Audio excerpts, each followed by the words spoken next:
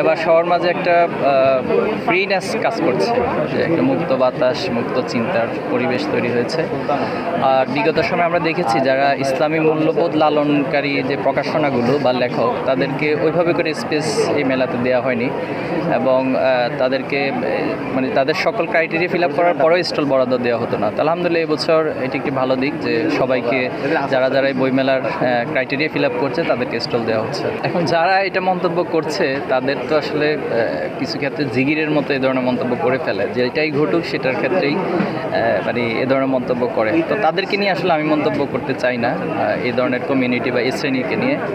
তবে এটা বলবো যে তসলিমা নাসরিন বইয়ের বিষয়টি যারা এখানে একটি অপ্রীতিকর ঘটনা ঘটেছে না ঘটে যদি আমরা সংশ্লিষ্ট যারা এখানে দায়িত্বরত রয়েছেন অথবা কর্তৃপক্ষকে যদি অবহিত করে তাদের মতন ব্যবস্থা নেওয়া যেত তাহলে এটা বেশ ভালো হতো।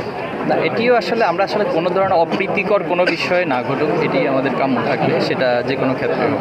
কেন হবে না? 5ই আগস্টের পরে তো আমরা চাই যে সব কিছু আরও সমৃদ্ধ হবে বাংলাদেশের, এবং বইমেলা এটি আমাদের অনেক ঐতিহ্যের একটি যাত্রা। তো এই বইমেলার মধ্য দিয়ে আমাদের জ্ঞান বিজ্ঞানের চর্চা আরও বাড়বে, পাঠক শ্রেণী তৈরি হবে, পাঠকদের ভিতরে উৎসাহ উদ্দীপনা বৃদ্ধি পাবে। তো এর মধ্যে দিয়ে আসলে আমাদের জাতি গঠনের কাজটা অনেক বেশি সমৃদ্ধ হবে, এটা আমাদের প্রত্যাশা। আলহামদুলিল্লাহ আমাদের প্রত্যাশার চেয়েও মনে হয়েছে যতটুকু খোঁজখবর নিয়েছি বেশি সাড়া পাচ্ছি।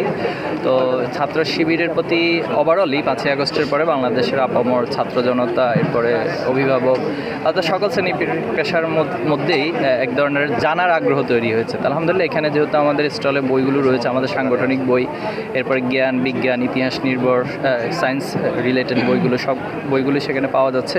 তো সবাই বেশ ভালোভাবেই সেটাকে দেখছেন, নিচ্ছেন, এমনটাই আমরা সাড়া পাচ্ছি। দেখেন আমরা বেসিক্যালি যেটা করে থাকি যে শিশুতোষ, কিশোর এবং যুবক শ্রেণী এখানে প্রায়োরিটিটা বেশি দিয়ে থাকি।